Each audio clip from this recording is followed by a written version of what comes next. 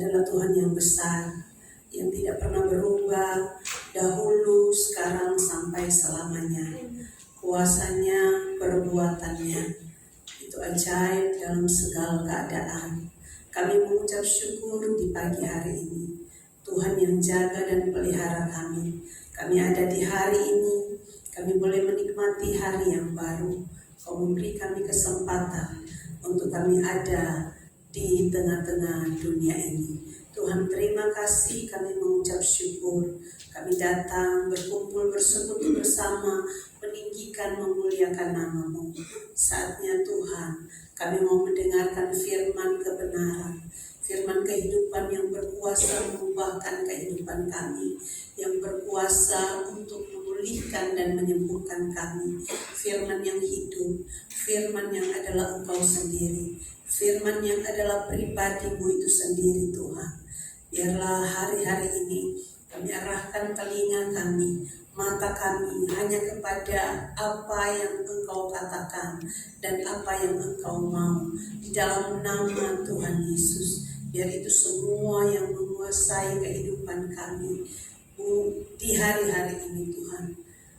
Apapun di dunia ini boleh bergoncang, tapi kami tahu kami hidup di dalam kerajaan yang tidak tergoncangkan.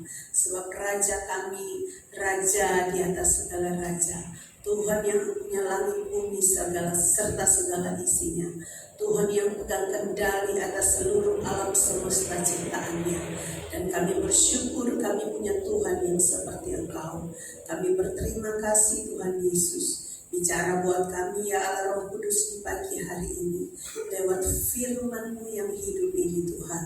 Biarlah setiap kami yang mendengar, kami percaya Engkau sendiri yang bekerja di dalam kami. Engkau sendiri yang mengaruniakan kepada kami segala pengertian, menyingkapkan segala kewahyuan, sehingga kami boleh memahami di dalam nama Tuhan Yesus.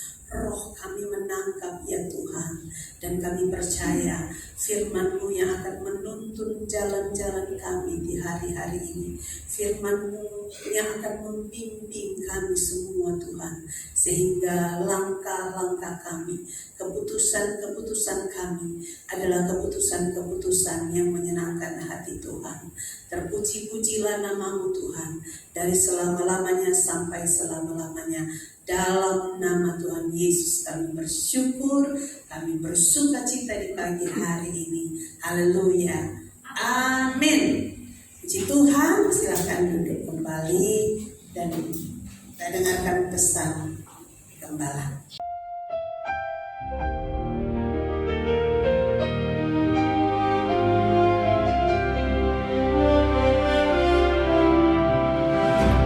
Shalom semua warga kerajaan. Siapakah orang yang sukses? Yaitu yang punya fruitful disciples. Saudara yang kasih Tuhan, Billy Graham pernah ditanya, "You are the greatest evangelist alive." Kata wawancara ini. Kalau Anda boleh mengulangi hidup Anda, apa akan lakukan yang sama? Dia berkata tidak. Saya akan fokus cuma 12 orang. 12 orang pria, dan ketika saya meninggalkan hidup ini, pelayanan ini maksudnya, ada 12 Billy Graham katanya. Saudara renungkan itu. Ternyata dalam akhir daripada yaitu perjanjian lama, itu kitab Nabi Maliaki. Kitab Nabi Maliaki mengatakan bahwa hari Tuhan itu hari yang sangat dahsyat. Tetapi bagaimana menghadapinya, yaitu dia berkata tentang 2 orang hamba Tuhan yang bertemu dengan Tuhan Yesus di Mount of Transfiguration, yaitu Moses and Elijah. Musa dan Elia. Kepada Musa yaitu dipercayakan Taurat. Musa dan Nabi itu berarti adalah Taurat dan nabi-nabi. Elia mewakili para Neviim, para nabi-nabi. Dan kita melihat kenapa mereka dipilih. Mereka punya murid dan sangat berbuah. Tapi ternyata bukan anak kandungnya. Tidak selalu harus anak kandung. Putra-putra Musa, Eliezer, Gersom tidak termasuk. Lalu kemudian juga Elia bahkan belum menikah. Tapi dia berhasil membesarkan yaitu Elisha. Kita bicara dulu tentang murid daripada Musa, yaitu Yosua bin Nun. Asalnya Osea, dirubah nama Yosua, ditambahi satu unsur Y, itu nama Tuhan. Jadi pastikan yang Anda bimbing, Anda sebagai mentor dan itu menti saudara, bahwa dia itu ada roh Tuhan padanya. Kita melihat di dalam sebagai contoh, yang memilih untuk keduanya itu Tuhan. Yang memilihkan Yosua untuk Musa, pemimpin besar itu, adalah Tuhan. Kenapa dia tidak milih yang lain? Lalu kemudian nanti saya bicarakan episode berikutnya dalam Suara Gembala, yaitu Elisha. Tuhan yang menentukan. Dia berkata, kamu mengurapi Elisha bin Safat. Elisha tidak punya istri tapi punya bapak. Pastikan dia tidak fatherless. Yang merusak semua pelayanan adalah orphan spirit, roh yatim. Urapi dia dan dia akan menyelesaikan apa yang tidak bisa diselesaikan oleh Yehu, dan akan diselesaikan semuanya oleh Elisha. Firman Tuhan berkata dalam Mazmur, dalam kitab Yosua, lanjutan daripada The Pentateuch, dikatakan Musa hambaku telah mati. Musa hambaku, hamba di sana Ebed, dekat dengan Tuhan ya. Kita lihat bagaimana dia naik ke atas gunung Sinai, itu Pentakosta pertama. Tapi jangan lupa Yosua mendekati dia. Sementara para tua-tua Israel ada di lereng gunung dan semua umat ada di kaki gunung. Berapa dekatnya kita dengan Tuhan? Tuhan pakai hamba-hambanya. Tetapi firman Tuhan berkata bahwa Yosua adalah Sarat Moshe. Sarat itu asisten, aspri, yang begitu dekat dengan dia. Dia tidak pernah meninggalkan Musa ketika Musa di kemah pertemuan ataupun di puncak daripada gunung Sinai untuk bertemu dengan Tuhan. Saya punya murid-murid semacam itu yang jadi putra-putra saya.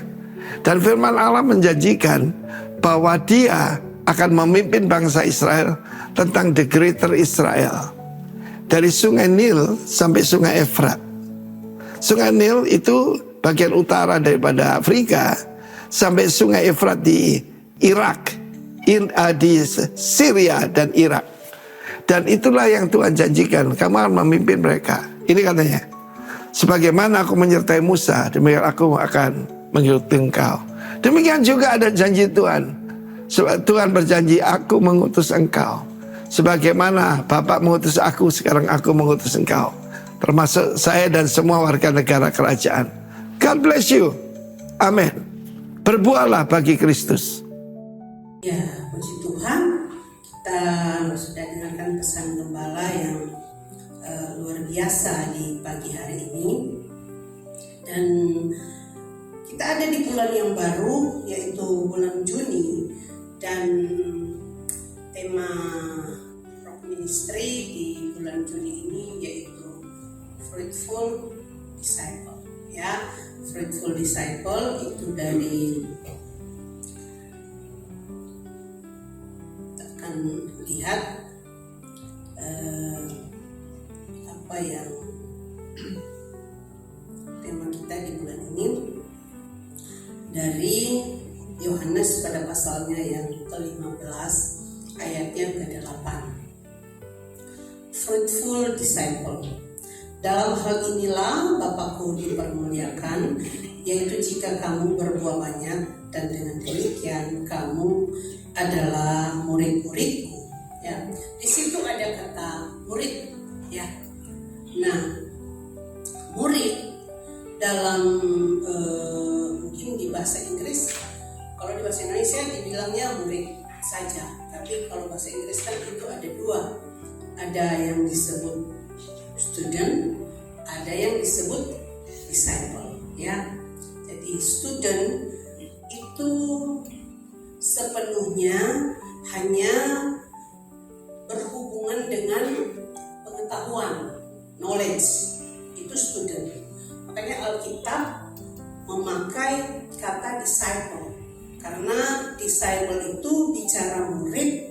Tapi murid ini bukan murid yang hanya sekedar belajar, sekedar punya informasi, sekedar dilengkapi dengan pengetahuan, tapi murid ini, disciple ini, dia punya hubungan. Ya, makanya kekristenan itu apa? Hubungan dengan gurunya, dengan orang yang dengan pribadi yang menjadi teladan dalam hidupnya. Lalu disciple murid, dia mengalami proses untuk pembentukan dirinya, tidak sekedar hanyalah pengetahuan. Makanya tadi ada contoh yang disampaikan tadi, bicara tentang Elia dan Elisa, bicara tentang Musa dan Yosua.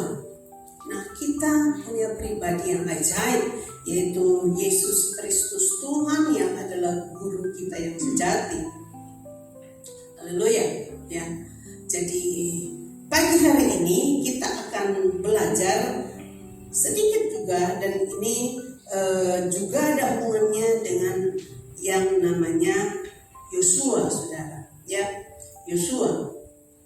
Kita akan lihat dari Bilangan 13 ayat yang ke-17 hingga ayatnya yang ke-33. Apa itu disciple?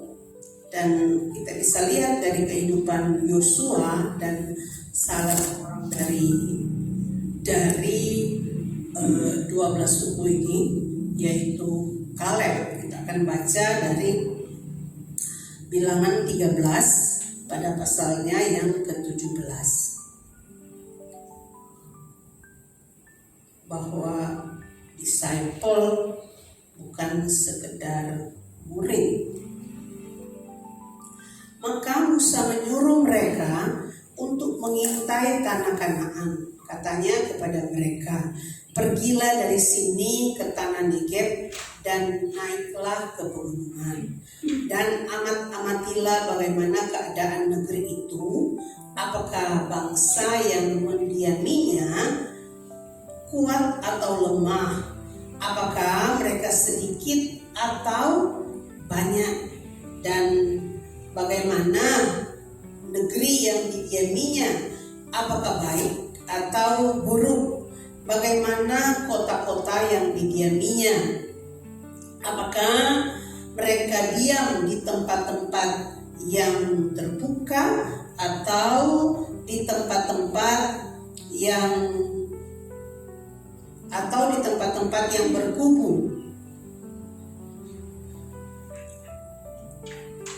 dan bagaimana tanah itu, apakah gemuk atau kurus, apakah ada di sana pohon-pohonan atau tidak. Tambahkanlah hatimu dan bawalah sedikit dari hasil negeri itu. Waktu itu ialah musim hulu hasil anggur. Mereka pergi ke sana lalu mengintai negeri itu, mulai dari padang gurun Sin sampai ke Rehob, ke jalan yang menuju ke Hamat. Kita lihat saja di ayat 25 langsung.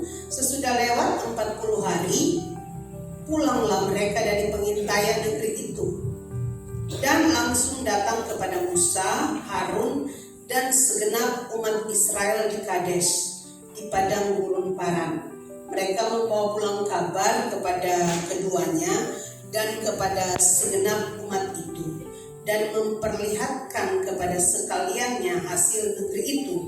Mereka menceritakan kepadanya, kami sudah masuk ke negeri kemana kau suruh kami, dan memang negeri itu berlimpah-limpah susu dan madunya. Inilah hasilnya. Hanya bangsa yang diam di negeri itu kuat-kuat, dan kota-kotanya berkubu dan sangat besar. Juga keturunan Enak telah kami lihat di sana. Orang Amalek dan diam di tanah Negeb, orang Het, orang Yebus, dan orang Amori diam di pegunungan. Orang Kanaan diam sepanjang laut dan sepanjang tepi sungai Yordan. Kemudian Kaleb mencoba menenteramkan hati bangsa itu di hadapan Musa. Katanya, tidak, kita akan maju dan menduduki negeri itu, sebab kita pasti akan mengalahkannya. Tetapi orang-orang yang pergi ke sana bersama-sama dengan dia berkata, kita tidak dapat maju menyerang bangsa itu karena mereka lebih kuat daripada kita. Juga mereka menyampaikan kepada orang Israel kabar busuk tentang negeri yang diintai mereka dengan berkata, negeri yang telah kami lalui untuk diintai adalah suatu negeri yang memakan penduduknya, dan semua orang yang kami lihat di sana adalah orang-orang yang tinggi-tinggi perawakannya. Juga kami lihat di sana orang-orang raksasa, orang enak yang berasal dari orang-orang raksasa, dan kami lihat diri kami seperti lawan, dan demikian juga mereka terhadap kami. Kita lanjut di Bilangan 14 ayatnya yang pertama. Lalu segenap umat itu mengeluarkan suara nyaring, dan bangsa itu menangis pada malam itu. Bersungut-sungutlah semua orang Israel kepada Musa dan Harun, dan segenap umat itu berkata kepada mereka, sekiranya kami mati di tanah Mesir atau di padang gurun ini. Mengapakah Tuhan membawa kami ke negeri ini, supaya kami tewas oleh pedang dan istri serta anak-anak kami menjadi tawanan? Bukankah lebih baik kami pulang ke Mesir? Dan mereka berkata seorang kepada yang lain, baiklah kita mengangkat seorang pemimpin lalu pulang ke Mesir.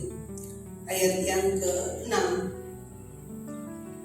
Tetapi Yosua bin Nun dan Kaleb bin Yefune yang termasuk orang-orang yang telah mengintai negeri itu mengoyakkan pakaiannya dan berkata kepada segenap umat Israel, negeri yang kami lalui untuk diintai itu adalah luar biasa baiknya. Jika Tuhan berkenan kepada kita, maka Ia akan membawa kita masuk ke negeri itu dan akan memberikannya kepada kita, suatu negeri yang berlimpah-limpah susu dan madunya. Hanya janganlah memberontak kepada Tuhan dan janganlah takut kepada bangsa negeri itu, sebab mereka akan kita telan habis. Yang melindungi mereka sudah meninggalkan mereka, sedang Tuhan menyertai kita. Janganlah takut kepada mereka. Lalu segenap umat itu mengancam hendak melontari kedua orang itu dengan batu.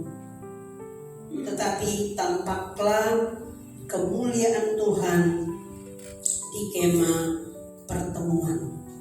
Sampai di kemah pertemuan kepada semua orang Israel, ya, sampai di ayat 10. Nah, saudara yang dikasihi oleh Tuhan, di tema kita yaitu fruitful disciple. Saya percaya bahwa semua kita, ya, sudah seringkali mendengar tentang murid, tentang bagaimana murid-murid harus berbuah. Seorang disciple yang harus berbuah lebat untuk kemuliaan Tuhan. Kita tidak sekedar menjadi orang-orang yang beribadah, datang ke gereja, tapi kita tidak punya pengenalan yang benar akan Tuhan yang kita sembah. Makanya Paulus dalam doanya berdoa supaya kita semua punya pengenalan yang benar akan Kristus. Dari kisah ini, saudara, kita melihat bagaimana orang Israel di bawah pimpinan Musa, ketika mereka keluar dari Mesir, mereka telah menyaksikan perbuatan-perbuatan yang ajaib, mujizat-mujizat yang Tuhan kerjakan di dalam kehidupan bangsa ini. Bahkan sejak mereka ada di Mesir, bagaimana pembelaan Tuhan, bagaimana penyertaan Tuhan, ya kan? Sebelum mereka keluar itu kan ada 10 tulah yang ditimpakan kepada Mesir. Itu adalah pembelaan Tuhan bagi bangsa ini. Dan ketika mereka keluar, tangan Tuhan yang ajaib yang menuntun mereka. Waktu Musa diperhadapkan kepada Laut Teberau, Musa punya apa? Tidak punya apa-apa. Ya, Musa hanya mengandalkan apa? Tongkat yang ada di tangannya. Dan tentu saja dia mengandalkan Tuhan yang besar yang menyertai dia. Dan dengan keajaiban yang tidak pernah terjadi hari ini lagi, sampai hari ini, bagaimana laut itu terbelah ketika Musa memukulkan tongkatnya di laut itu, dan firman Tuhan mencatat laut itu terbelah dua. Ya, dia kayak ada tembok air di kiri dan kanan. Bangsa itu yang berjuta-juta orang hari itu keluar dari Mesir, karena mereka sudah 400 tahun beranak cucu di sana.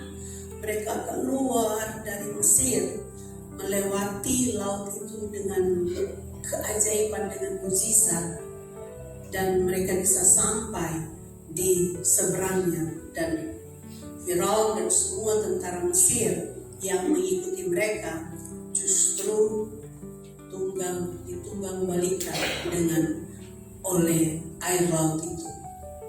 Nah, keajaiban yang luar biasa mereka alami dalam kehidupan mereka.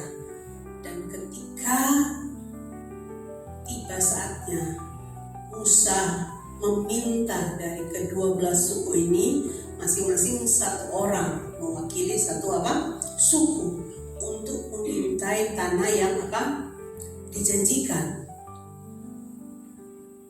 12 orang ini pergi, dan dari apa yang sudah kita baca tadi, saudara, kita melihat bahwa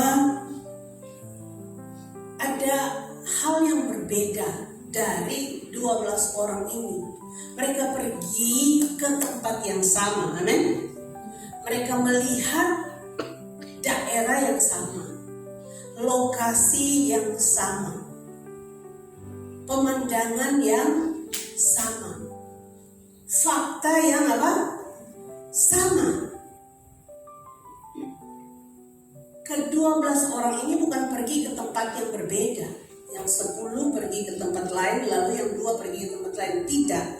12 mereka pergi ke tempat yang sama. Mereka melihat hal yang sama. Faktanya itu sama yang mereka lihat dengan mata mereka. Tapi waktu mereka pulang, kita dari bacaan kita tadi, ya, kita melihat bahwa 10 orang punya penilaian yang berbeda terhadap apa yang mereka lihat dengan 2 orang ini, dengan 2 orang. Apa yang membuat mereka berbeda? Apa perbedaan itu? Di mana perbedaan itu? Fakta yang sama, tapi cara pandangnya berbeda. Faktanya sama, yang mereka lihat sama. Yang membuat mereka pulang dan mereka melaporkan hasil yang berbeda kepada Musa, itu adalah cara pandang mereka yang berbeda. 10 orang punya cara pandang yang berbeda dengan 2 orang. Punya perspektif, mindset yang berbeda, pola pikir yang berbeda. Kalau kita lihat ya di Bilangan pada pasalnya yang ke-13 tadi, apa yang dikatakan oleh 10 orang, bahwa mereka mengakui tempat itu, ayat 27, berlimpah-limpah susu dan madunya. Mereka membawa pulang anggur yang terbaik yang mereka potong. Hasil-hasil dari tanah itu mereka bawa pulang, dan mereka bilang, mereka mengakui tempat itu berlimpah-limpah susu dan madunya. Tapi mereka mulai bilang, hanya bangsa yang diam di negeri itu kuat-kuat, kota-kotanya berkubu dan sangat besar. Juga keturunan Enak kami lihat di sana. Ayat 31.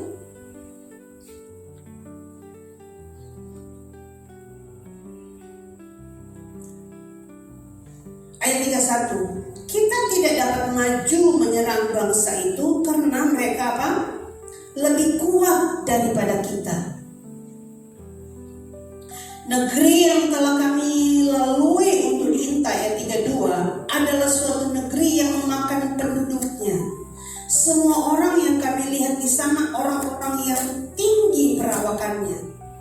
Juga kami lihat di sana orang-orang raksasa, orang Enak yang berasal dari orang-orang raksasa, dan kami lihat diri kami seperti apa? Belalang. Jadi fakta yang sama, tetapi cara pandangnya berbeda. Ke-10 orang ini fokusnya kepada apa? Kepada apa? Kepada masalah, amin.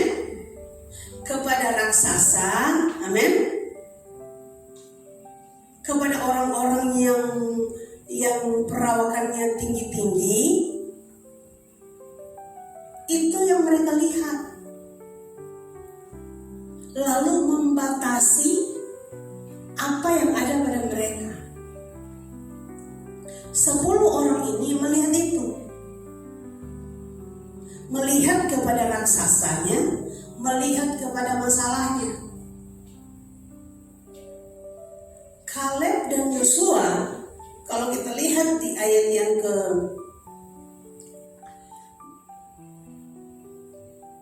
30, kemudian Kaleb mencoba menenteramkan hati bangsa itu di hadapan Musa. Katanya, tidak, kita akan maju dan menduduki negeri itu, sebab kita pasti apa? Akan mengalahkannya. Ayat yang ke-14.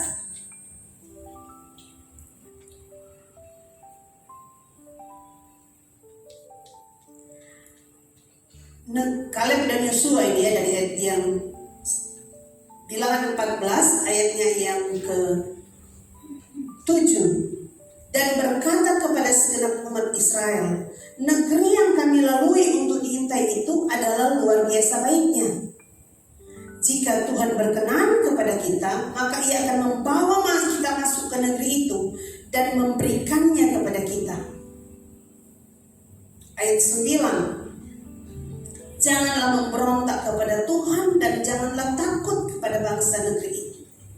Sebab mereka akan kita apa? Telan habis. Yang melindungi mereka sudah meninggalkan mereka. Lalu sedang Tuhan apa? Menyertai kita. Janganlah apa? Takut. Ya. Yang 10 ini melihat dengan apa? Ketakutan. Karena mereka melihat kepada raksasanya. Mereka melihat kepada kesulitannya. Yang 2, mereka melihat dengan iman. Amin. Mereka melihat kepada apa? Tuhan dan kebesarannya. Amin. 2 orang ini, mereka bilang, negeri yang kami lalui, ya, itu negeri, kalau kita baca di ayat yang ke-14 ayat 8, negeri yang berlimpah-limpah susu dan madunya.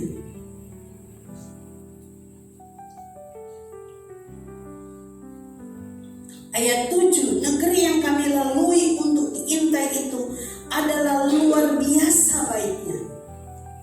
Sesuatu yang luar biasa dari pernyataan Kaleb dan Yosua, saudara, ya, bahwa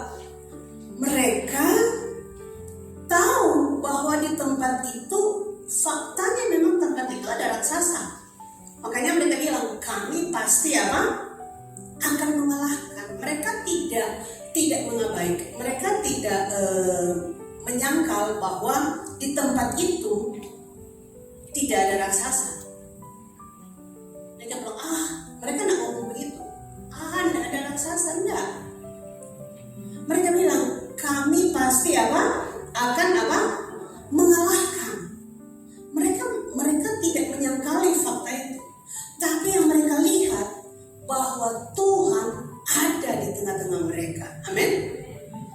Tuhan menyertai mereka. Kita mungkin punya masalah,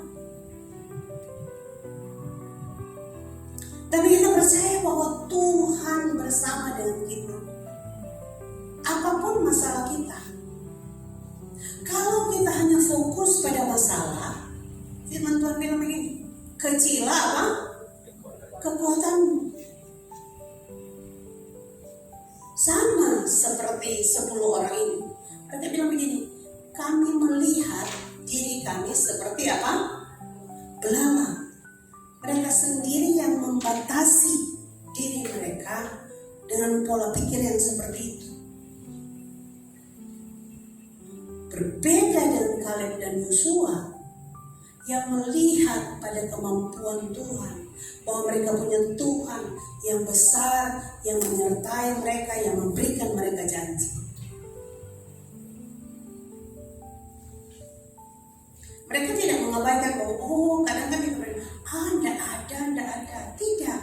Mereka mengakui bahwa memang di sana ada keturunan-keturunan raksasa. Tapi mereka percaya mereka pasti akan mengalahkannya. Amin. Karena ada Tuhan yang menyertai mereka. Ketika 10 orang ini dipenuhi dengan ketakutan, 2 orang ini dipenuhi dengan apa? Iman. Hari-hari ini, mari kita mau belajar. Saya percaya ini waktu-waktu di mana kita mau belajar. Ya, Yesus, firman Tuhan, kalau kita baca, dipenuhi dengan kalimat-kalimat yang selalu bilang jangan apa? Jangan takut. Jangan apa? Takut. Jangan takut.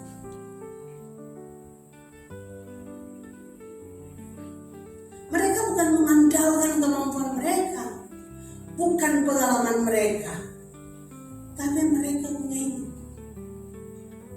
Makanya saudara, semua yang kita lakukan, semua yang kita kerjakan, yang kita hidupi, itu dimulai dari apa? Pola pikir yang selaras dengan firman Tuhan. Mereka punya mindset yang berbeda, saudara. Mereka melihat dengan iman, bukan melihat dengan ketakutan. Bahkan ketika 10 orang ini yang dipenuhi dengan ketakutan mengancam mereka, betul tidak? Tadi di bilangan 14, seluruh rakyat itu mau melempari mereka dengan batu. Mereka tetap berdiri di atas apa? Kebenaran. Iman mereka tidak goyah.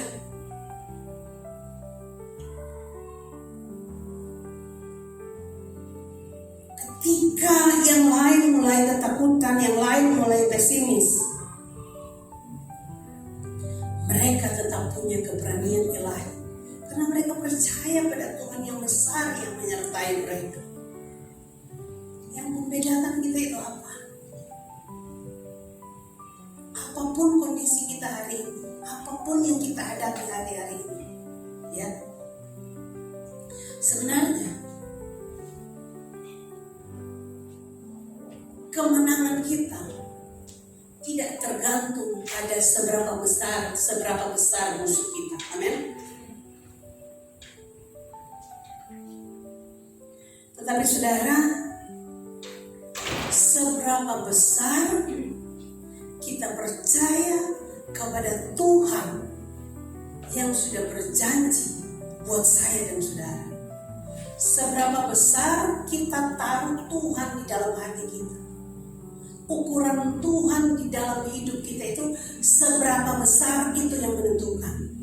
Bukan seberapa besar persoalan, seberapa besar musuh yang saudara hadapi hari-hari. Apapun itu. Mau itu kesehatan, mau itu ekonomi, mau itu keadaan rumah tangga, apa saja.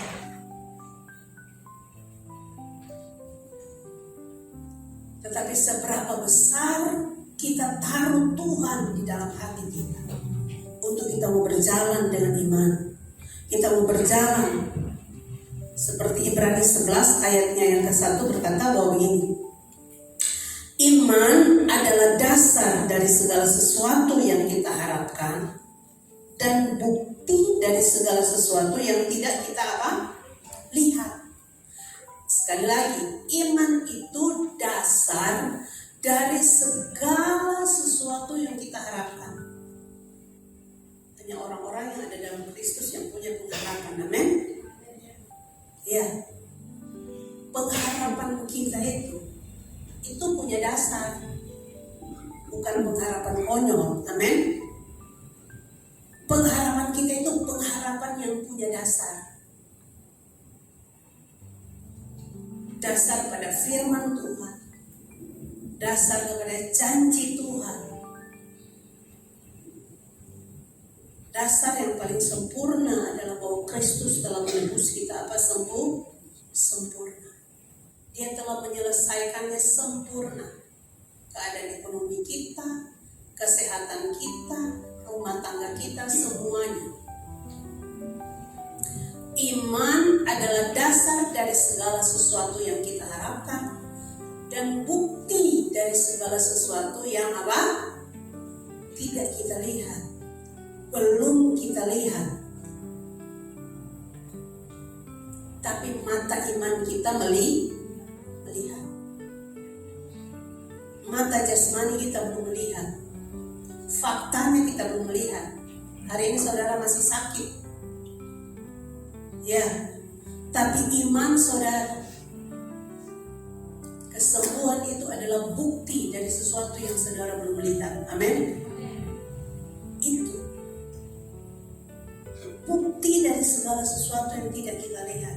Yesus bilang, oleh bilur-bilurku kamu menjadi sembuh. Kamu telah sembuh. Kamu telah sembuh. Itu iman.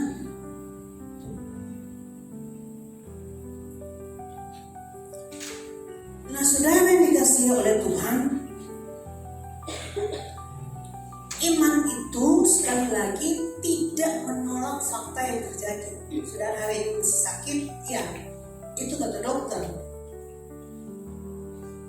Tetapi saudara mempercayai Tuhan di tengah-tengah fakta yang saudara alami hari ini, bahwa Tuhan oleh bilur-bilurnya telah menyembuhkan. Amin.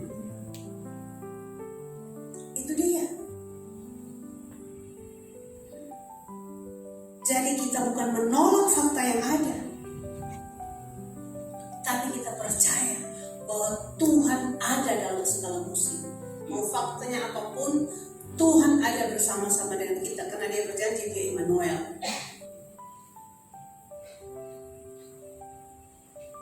Ya. Oleh sebab itu mari kita belajar untuk memperkatakan firman, memperkatakan yang baik. Amin. Ya. Apapun keadaan kita harus belajar memperkatakan yang baik. Perkatakan firman, kata-kata iman. Karena kata-kata yang ketakutan itu melemahkan. Saudara lihat, dan itu bisa berakibat ke orang lain, ke seisi rumah saudara.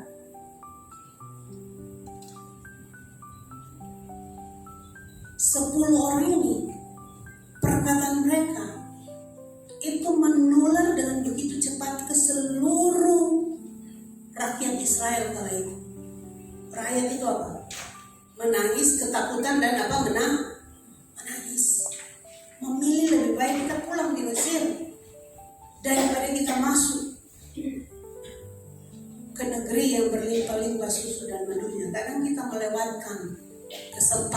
besar yang Tuhan sudah sediakan, karena kita tidak mau meninggalkan kenyamanan yang ada hari ini.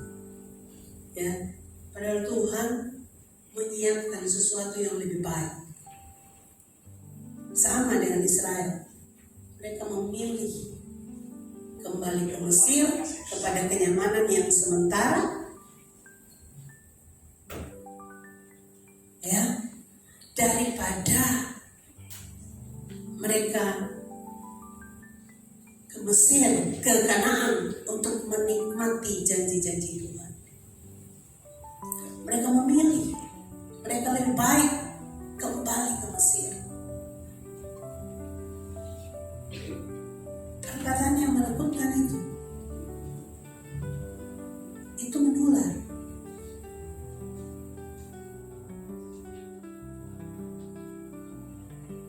Kecenderungan manusia yang mengandalkan kemampuan cenderung lebih memilih perkataan yang seperti itu. Walaupun Kaleb dan Yosua sudah bicara perkataan iman, kecenderungan manusia yang daging memilih untuk melempari mereka dengan batu. Hari-hari ini kita mau memilih untuk memperkatakan iman. Mungkin kita bisa fakta bisa bilang Indonesia dalam keadaan yang tidak baik-baik saja. Tapi kita mau memilih berjalan dengan iman, memilih memperkatakan hal-hal bahwa Tuhan itu Tuhan yang berjanji. Dia adalah Immanuel. Allahku akan memenuhi segala keperluanku menurut kekayaan dan kemuliaannya. Amin. Carilah dahulu kerajaan Allah dan kebenarannya, maka semuanya itu akan ditambahkan kepadamu.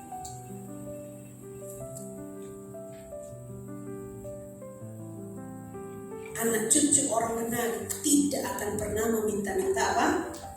Roti.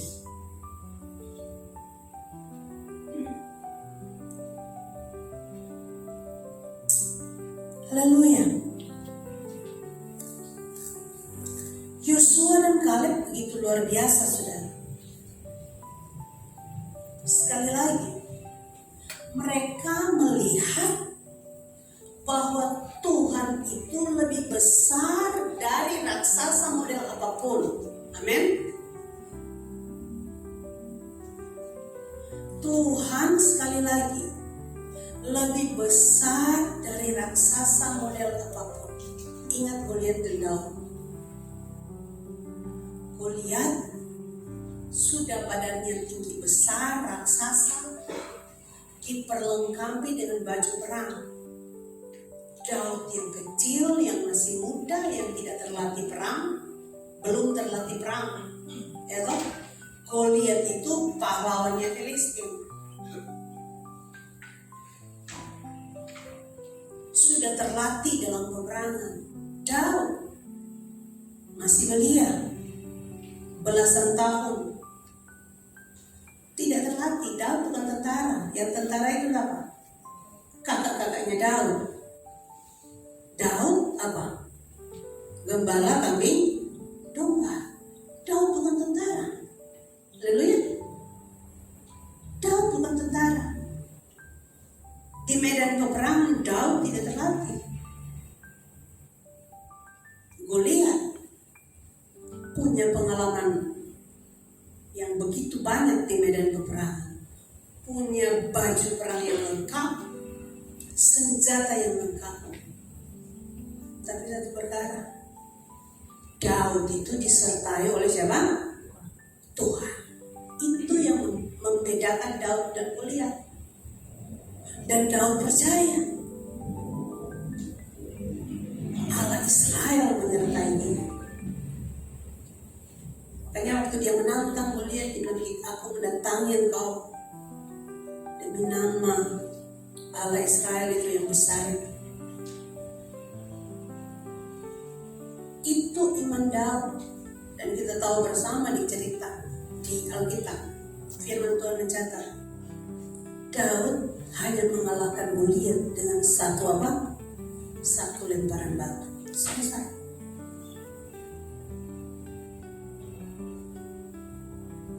Tidak masuk akal, ya memang tidak masuk akal. Karena itu Tuhan. Terkadang kita manusia mau sesuatu itu apa? Ya.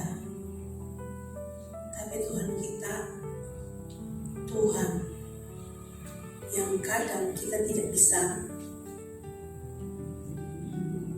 ngerti dengan logika kita. Ya.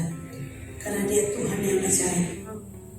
Hanya dengan satu lemparan batu dari kali itu, batu kecil, bukan batu besar untuk tinggi Goliat, hanya dengan batu kecil yang dari kali itu,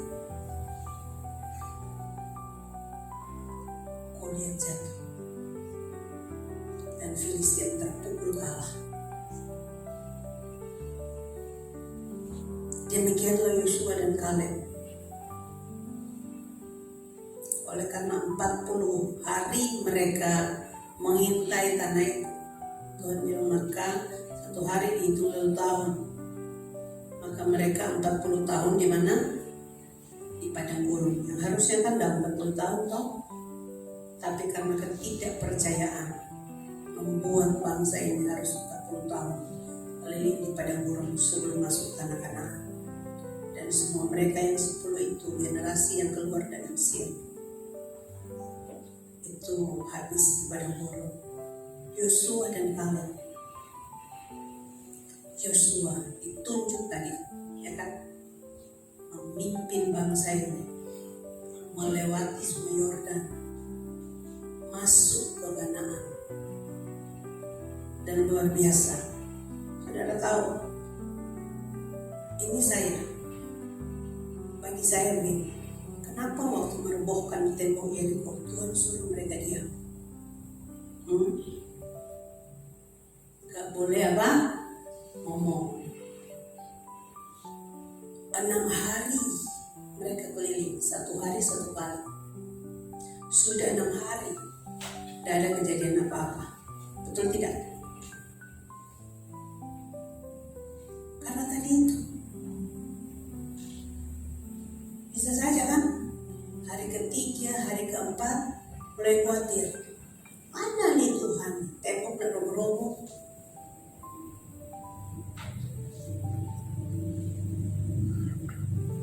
Enam hari disuruh diam. Karena tadi itu terkadang perkataan itu bisa melemahkan. Perkataan yang tidak bersumber dari firman itu bisa melemahkan. Makanya saya meragukan itu, bahwa kenapa waktu mereka masuk Tuhan suruh diam, taat aja, gak usah ngomong. 6 hari keliling, hanya keliling doang, tidak suruh naik, tidak suruh ambil tangga lalu panjat itu tembok, tidak suruh lihat ke dalam, dan enggak, hanya suruh jalan, keliling saja dan tidak usah bicara. 6 hari, belum terjadi apa-apa, tembok tidak ada retak sedikit pun. Tapi mereka tetap percaya. Generasi itu tetap percaya. Generasi yang dari Mesir kan sudah selesai. Di bawah Yosua dan Kaleb, mereka percaya. Di hari ke-7, Tuhan suruh keliling berapa kali? 7 kali. Keliling 2 kali, 1 hari keliling. Mereka banyak loh. Keliling lagi 2 kali, belum terjadi apa-apa dengan tembok. Sudah keliling 3 kali, tapi disuruh apa? Diam. Supaya tidak ada yang sungguh, tidak ada yang ngomong yang melemahkan. 4 kali, 5 kali, 6 kali. Coba 1 hari kita disuruh keliling. Yeriko itu bukan kota kecil. Kita mungkin cuma baca